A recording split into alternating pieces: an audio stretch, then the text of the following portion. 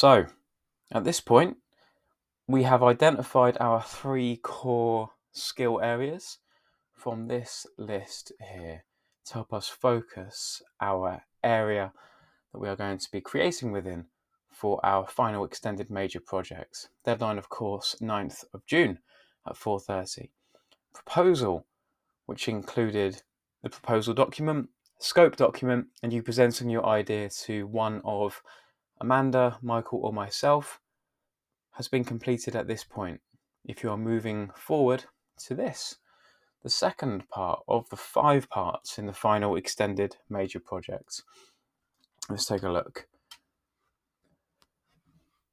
For the second part, research, you will have to analyse your proposed research sources, what you want to look into, and gather continuous research and evaluation of your work. Be sure to include relevant images, videos, and any other materials to support your analysis in your research. You're going to need to write a document, a minimum of 1,000 words, which, as you know from Unit 12, equates to roughly 2 pages, that fully explains your research sources. So maybe looking at 3 examples of a particular type of media in the area you want to create in. For example, if you're making a short film, look at 3 short films. For example, that would be a good use of this research essay. You need to fully explain your research sources, and what I mean by that is show why they matter, why they connect, why they help in relation to your project. How will they influence your project? How effective and useful are they in terms of informing your work, and what further ideas you have come up with due to the research? You must include, again, images, screenshots, links, sketches, notes, and any other materials to fully explain your ideas. Now, let's go over that again. For the second part of the 5 parts of the final extended major project, you need to conduct research. You need to analyse your proposed research sources and gather continuous research and evaluation of your work. So we want to see the research run all the way through this final extended major project. Not just at the beginning, then you forget about it, but continuously researching and including images, screenshots, videos to show that you are doing this. You also need to give me a document, a minimum of 1,000 words, that fully explains some research sources that inform your idea. So if you're making a book, look at 3 books, for example. If you are making an original YouTube series, for example, and you're making a pilot, your first episode, then look at 3 others in that domain, that area, and tell me how they influence your project. How effective has it been, you analysing those examples, and what further ideas you've come up with as a consequence of looking into those 3 sources. Again, images, screenshots, links, sketches, and notes that fully explain your idea. Now, let's take a look, shall we, at some students from last year and their research work. So here, we've got the wonderful Sully, who just at the top here, straight away, highlights his target audience.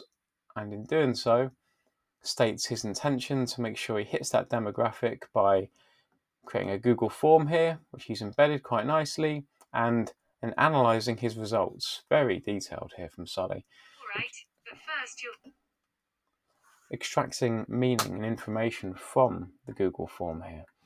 Not just screenshotting the results, but saying exactly how that's informed, shaped, adjusted his concept. He did some secondary research as well, looking into certifications and in terms of what he cannot get away with in terms of what he had planned.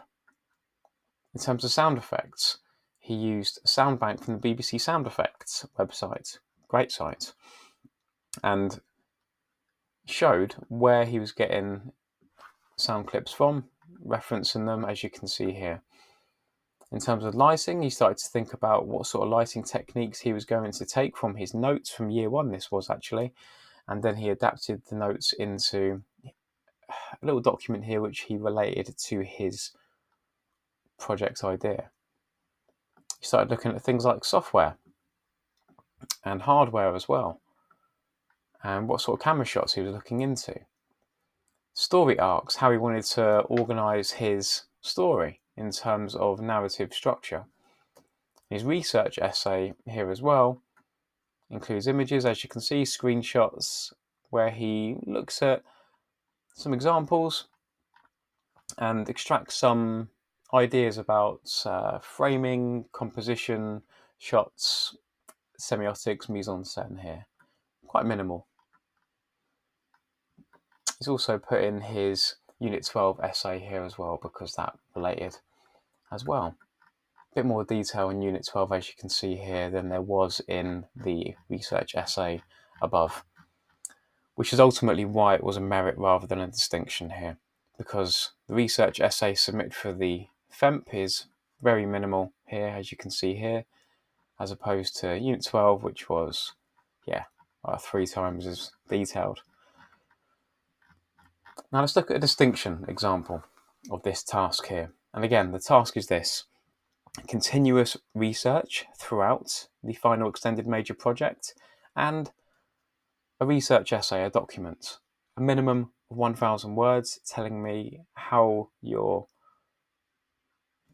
3 is a good number, 3 sources that you've looked into and analysed have informed your idea. So let's look at a distinction level example of that same task. Here we've got a similar start, the form here, and a little bit of analysis into the results here, extracting information as to how he can best meet the audience's expectations and ensure that he is, keeping them intrigued, interested, informing, educating. Yeah, nice. Good reflection of the survey here.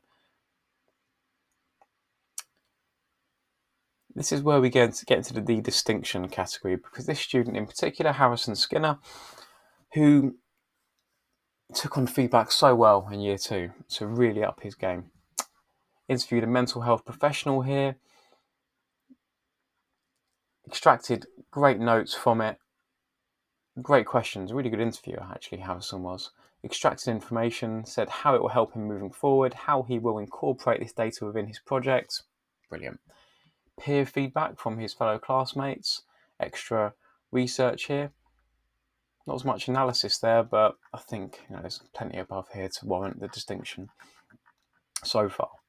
Secondary research here, got some notes here into what that phrase addiction means, really drilling down into different meanings and interpretations of what it is.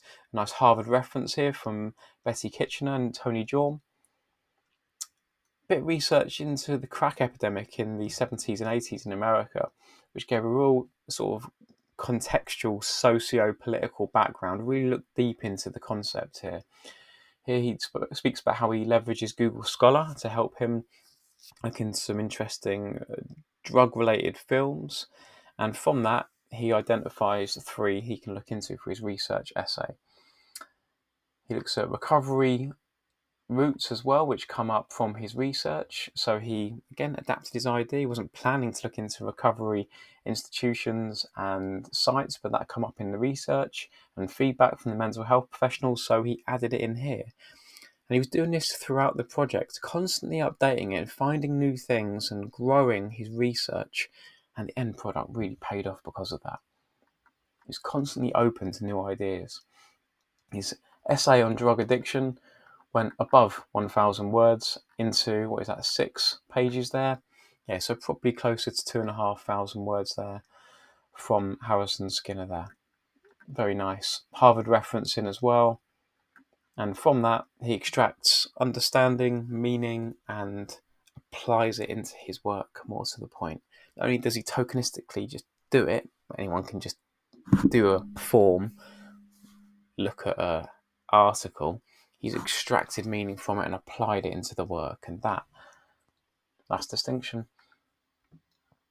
And it goes on, constantly finding examples about tangential and related subjects such as mental health, depression, and so on. Some stats and facts here, again, always referenced in terms of his idea. He started reading around the topic as well because he cared about the topic. He wanted to know more about it, and he informed and enriched his expertise behind the camera as a creative, as someone who grew in his knowledge around this topic of addiction. Again, referenced at the end. So that's a distinction. Good old Harrison Skinner. And Sully did fine work as well, but I think you can see the difference there between a merit and a distinction. Okay, so there we go. For the second part of 5, for the final extended major project, I want you to show me continuous research throughout your final extended major project and give me a document as well, please, of at least 1,000 words looking into sources that inspire your final extended major projects. As always, anything you need, please let me know, but within the hours of 8:30 and 5 o'clock, please. I have a family to look after. Thank you.